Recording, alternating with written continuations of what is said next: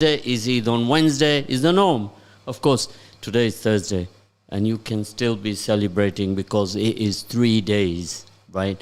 While the moon's been discovered and so many inventions, there's a car that can fly now, right? And we're still asking, wondering, debating, arguing whether it's Tuesday, it's Wednesday, or it's Thursday. Of course, I'm good for all 3 days. So brothers and sisters, don't get too emotional, don't get too angry. Enjoy Eid over the 3 days and you'll be okay.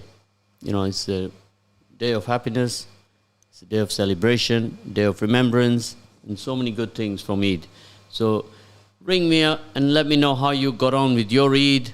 My producer will put the number up here, which I want to let you know shortly, and then you can text us also and tell us how you enjoyed your Eid. Of course, on the 19th, Uncle Boris said that we are free. We are free. We can do everything, almost everything, and it's been a little bit different because I went to the town centre today, city centre, the High Cross, and it was pretty dead. It was pretty dead. And today we have a wonderful guest joining us from the north of England. He'll tell us all about himself, and he's very much involved with diversity, with racism, and a lot of community cohesion in his particular area, which is Leeds, in that region, Leeds, Wakefield, Dewsbury, all of that. We call that the M62 belt. So, Brother Hussein, welcome to Haj Radio. It's an honor to have you here, and Brother has drove here especially to come and join us and share with us some good ideas. Good evening, Zed. Thank you for having me. It's a pleasure to be here. First time I come to your studio. Before we did it during Ramadan, whilst I was in Dubai. So we did it a couple of times. So this is quite a different setup. It's the real thing. Yeah. So how are you finding this hot weather and the 19th, Freedom Day? Actually, it feels warmer here than it does in Dubai, because in Dubai you've got all the facilities and all the air conditioning. Here it just feels very hot. Of course, you were hot desking in Dubai, weren't you? Remote working for almost a year. How was that? No, it was not a year. It was about 5.5 months, yes. And how was that, compared to what you're doing here in the... Now I've come back to UK. I'm back in the office. And I think I've just been able to do work remotely just as good as being in the office, to be honest. Probably did more remotely than I'm doing it currently, but maybe it's just because of the hot weather. A little bit lethargic with the hot weather. Of course. Now, if anybody wants to call in right now, I've got a text message already said, what is the number to call in? It's 0116 4822 and the WhatsApp or the Snapchat or the SMS is 077 488 55055. And I'm sure, Brother Hussein, maybe some of your fans out there will call you and speak to you and share with you some of their ideas. So it's good to have you back in England. It has been quite an experience from March 2019. Almost a year has passed by. Of course, all of you listening in right now, you will know that it was 100 years ago, over 100 years ago, when last time we had a pandemic in 1918 called the Spanish flu. Yes. You remember that, Brother Hussein? I vaguely remember it, yes. I'm not that old, but... It's a long time ago. But almost historically, every 100 years, we have a huge But I think this one is a bit unprecedented, to be honest, Zed. It's obviously we'd had no media at that time in 1918, no such powerful media, no social media. Now it's much more amplified. It feels like a unique event in history. I think it is a unique event in history. I'm still trying to understand it. Of course, you and everybody else are trying to understand this issue of COVID. Now, we have of recent, along with COVID, had many other issues that are happening in the community. And here on the radio, Haj Radio, we say that everybody who comes on, sits with us in the studio, they need to leave here or they need to call us back and tell us 3 wonderful ideas that we can implement in our community. Yeah. Last year, we had a fantastic fundraiser for the Children's Hospital in Leicester, the Royal Infirmary, a new ward specially built for children. I remember that. Yeah, with equipment to rival Great Ormond Street. And all of you, maybe you know, maybe you don't know, that we did from radio, took a team there to the hospital and saw some of that equipment, and you walked into the room and it was like a set from Star Trek. Excellent work. Well done, Ted. Absolute, unbelievable, the equipment in there, right? And this is what it's all about. It's absolute forward thinking. Some equipment there is like £300,000 and some basic equipment is £30,000. So a lot of money, £25 million project. And I think anybody who wants to come and have a look is welcome to do so. It's your hospital, and you, the community, made a lot of effort, raised a lot of money. It's a good example of community cohesion. Of course it is. And the bulk of the money was from all the charities that work with Radio Ramadan. And big hats off to them. They absolutely worked very hard to put together £250,000. But £25,000 was just purely from the community. And these donations are for £10, £20, £5. It does not matter. And anybody, Absolutely. This project is not complete yet.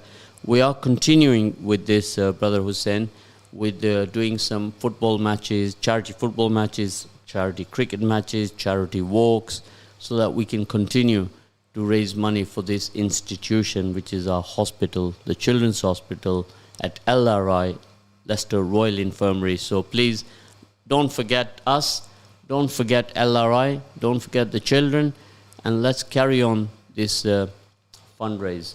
Now, if anybody wants to donate, they can send us a text on 077 488 55055. Of course, Brother Hussein, should we be waiting till our own children are there before we wake up that we must support our institutions? Of course not. I mean, we can do our part, even as much as we can. You're doing a great job here, Zed. I mean, I've seen some of the project work that you're doing here. It's, the Empower 50 is great. I'm surprised nobody's nominated you for the OBE. I think your name should be put forward. Brother Hussein, we don't do this for accolades. We do these projects for our community, our next generation. Of course. Right? But I think you need to also be recognized for it. Yeah, You've done a lot of work. recognition comes from the parents, and that's good enough, and that is fantastic. When Brother Hussein, when a parent will call you and they're almost praying for you, and they give you such wonderful words of wisdom, and they make dua for you, what better accolade can you get than that, Brother Hussein? Can you beat that? Right? Of course not. You can't beat that. The reward of the akhirahs are always best. Yeah. But And I think I'll still write to Mr. Johnson and commend you for it. Next year. He might not be in a job by then. He's looking to retire and he wants to get back to the private sector, right?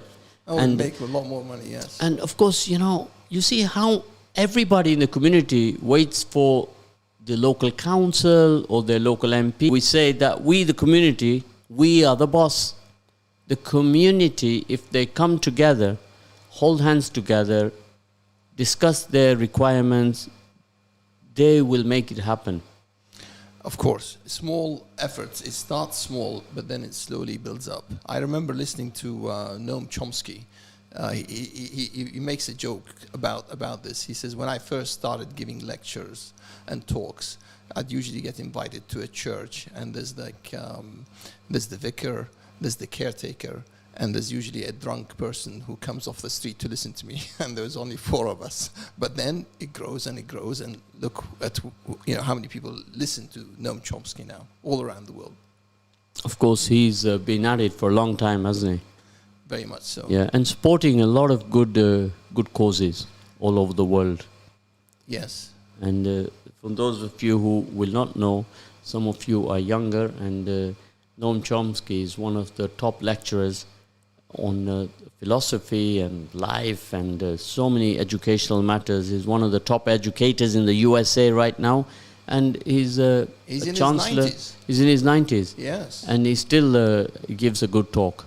Very much so. He's doing more podcasts now, interviews. Yeah. And I enjoy listening to him from time to time. Of course, talking about podcasts, that is the future, isn't it?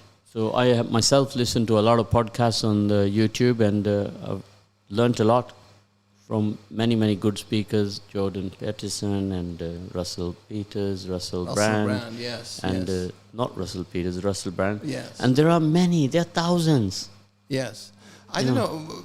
Jordan Peterson, you mentioned, he's one of my favorites at the moment. So I'm listening to a number of his podcasts. I kind of like subscribe Well, of course, I say every day to everybody, it's the KIP. Everybody's got to listen in and do some KIP, which is knowledge is power, Brother Hussein, right? You have the knowledge, you have the power, you have the data. You add that data to the KIP, and what happens, Brother Hussein? You become empowered. No. Okay. You have the PMS. PMS. Yeah, you have the power, you have the money, and you have the success, right? So Excellent. whatever we do, brothers, we read the Quran for what? Iqra. Yes, indeed, yes. Why we have to do Iqra all the time? Read. Read, yes. So what do we read first? We read the Quran? First, that was the first message, yes? Yes. For us Muslims. After the Quran, we must never stop reading. Now, I like to read a book. I struggle to read off my phone or my laptop. I'm maybe used to reading a book, but nowadays people will probably have a book on a PDF and they'll read it like that. On Kindle, yes. I enjoy reading books, but now I find it's a lot easier to listen to YouTube. I find the interaction with YouTube just as powerful and interesting as a book. That's right. Now, we're going to move on to a very interesting topic now. We have the second session of our program, and this topic is very, very hot in the news. We've recently, only 3 days ago, we had a 32-year-old gentleman from the ethnic community. He was knifed to death.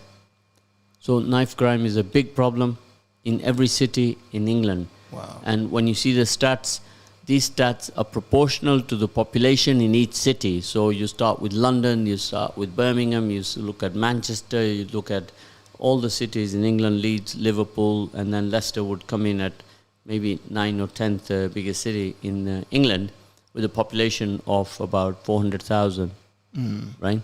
So you have Birmingham, London, and knife crime is a crime that seems to be accelerating. Right, That's so a shame. it's the shape. Sad. It's a shape and culture and behavior of the community which is totally unacceptable, Brother Hussein. It is, yes. I think it goes back to parenting, education, the environment.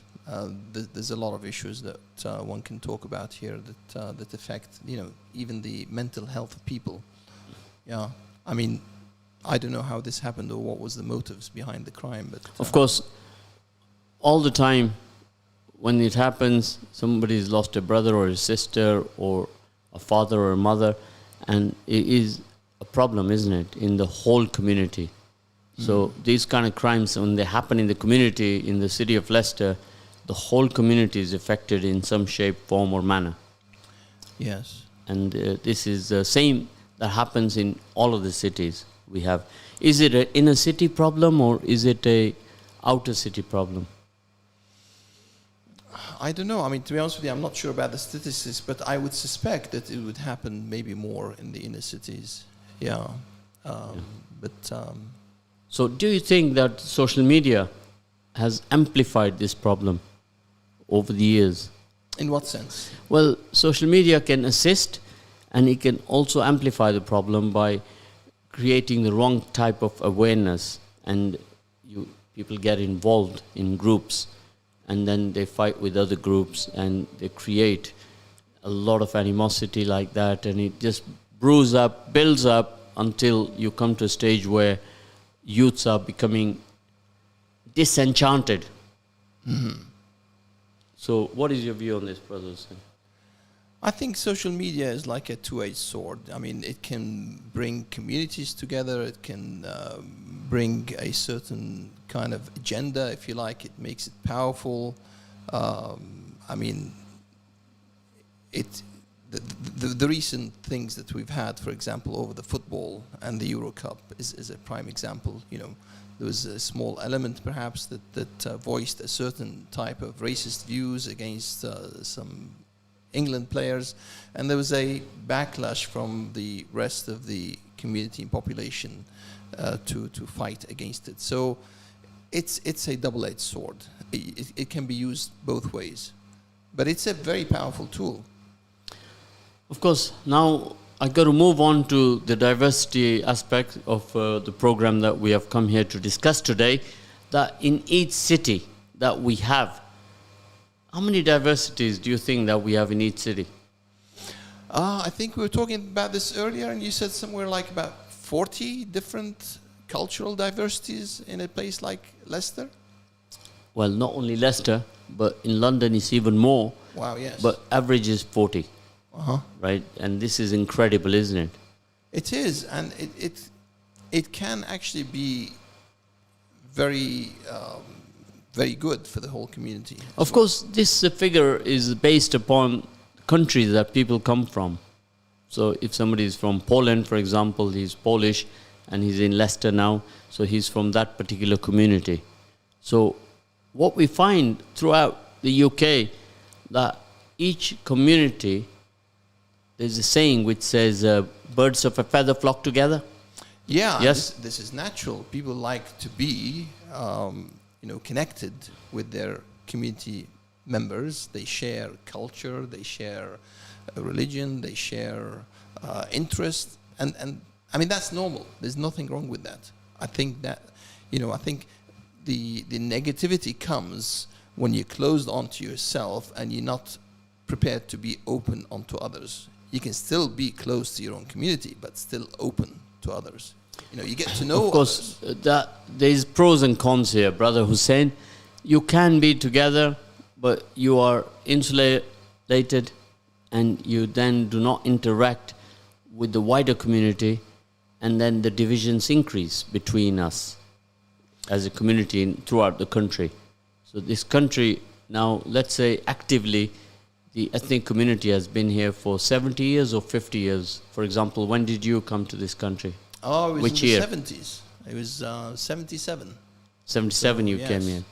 Yeah, So it's like we would have come 40 here, years plus. myself and my family would have come here in 1972, but active immigration into this city has been coming since the 50s, 60s, and each decade we've had a different people from different parts of the world who have come here. So if I take the city here in Leicester, so you will see that in the 70s we had the advent of the Ugandan Asians, who were predominantly from the Indian community. Some 10% were Sikh and 10% may have been from the Muslim community. And then the 80s we had people come from Malawi, and there was a huge influx from the colonial Britain that started to come here to England. And of course these diversities, have they been understood fully by our host community here? To some extent, I think there's a lot of work happening now. I remember like when I used to be a school governor in Leeds, in one of the schools, after the Stephen Lawrence murder, there was a push for education and racial diversity and awareness in schools. So I was put in charge of this diversity when I was a governor for about 3 or 4 years in one of the schools. And we did some interesting projects, like bringing in different community members and bringing them to school, talking, doing like different types of activities, like we did a Cuban dance. We brought in a chef from one of the popular restaurants in the area to show the students how to make Asian cooking. So it was like simple things, interesting ideas, just to help with the diversity and the cohesion of the community. And the school loved it. I had a very supporting head teacher at the time. Of course, there's so much information available on the internet. Yet, are we fully using it effectively? As I told you, social media can amplify a racist view, or it can even benefit people from paying attention and learning and doing the knowledge is power, Brother Hussein. Yes, it's very powerful. Are we using it effectively? I'm not sure, to be honest. I mean, some people use it effectively, and all this needs an effort. Yeah, I mean, you can do your part as an individual, but when people come together and they have a concerted effort to push against a certain sort of like negative view on race, for example, it is much more powerful. Yeah. Unfortunately, social media can also be used politically, and it does require resources. So now many people will reflect upon all the people that we have in this country, for example, and often you talk to people and they will refer to it as shame and pride in Britain's history of past, right? So we're all the product of yesterday. So events that have taken place over 100 years ago, some of those events are the reasons why we are here in the UK today. Yes, indeed.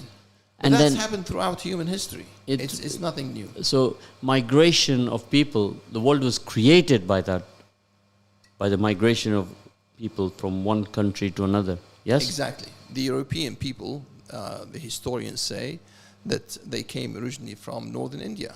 And that's why they call the European languages Indo-European language, because they found a lot of similarity with the Sanskrit language. And the migrations, I don't know when they started, maybe 10,000 years ago or more, but they would come from northern India, and that one tribe would leave and settle in Eastern Europe, and the Ukraine was the place where they settled for some reason. It was the right environment. And then the second wave of migration happens, and they fight the first one who settled in Ukraine, and they win them over, and they push them to the west, and they settle in their place. And then the third wave comes until those migrations ended up in the UK, in Ireland, in France. That's the origin of European nations. So we think that we are unique in our culture, in our race, in our skin. But actually, when you go deep in history, you see the connections between people. And as I said before, there's nothing wrong with liking your own community. It's not racist to like your own community. But if you prefer somebody, a bad character in your own community to a good character in another community, that is racism. Yeah, that can be racist. But the issue we have throughout the country is in the inner cities, we have our structure of councillors, for example. Yes? Mm-hmm. And then we have a structure of MPs, Member of Parliaments, and then we have the split of the boundary lines. In Leicester, we have Leicester East, Leicester South, Leicester North West, Leicester West, and the whole country is, the whole city is divided according to the boundary lines. Then you have your voting eligible community, and then they themselves are split into their diverse community. Yes. And then you have the issue of selection or election issues. Mm-hmm. Now, this is prevalent throughout every city in the country. I think people should be elected rather than selected, but they should be elected based on how valuable they're going to be to the community, their input to the community. Of course, when they are selected it's very important to understand the difference between selection and election is that when one community will vote for one person purely because he's from their particular community, regardless of the capability of that person, then this is where the imbalance happens. And I'd like to see more people coming out to vote. Now, our turnout at the moment is between 40% to 49%. Now, what would happen if our dynamic changed and eligible voters would increase to 60 or 70%?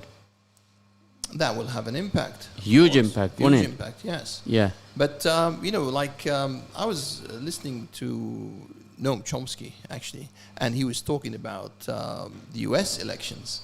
And it turns out that in 95% of occasions, those who pay more money to the politicians that are going to be elected will win votes. So campaign money is very important. So in 95% of cases, those who pay more money for the campaigns will have their candidate elected.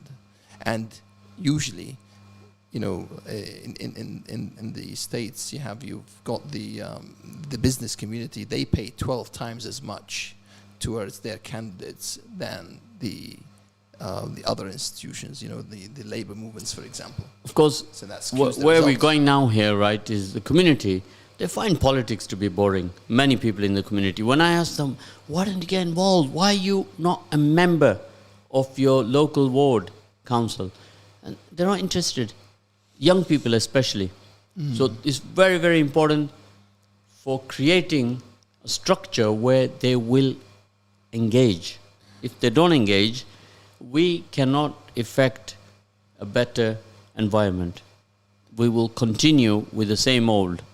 I think we don't need to interest everybody, but we need just to create the interest so that enough interest so that a percentage of people would move in a certain direction. And this is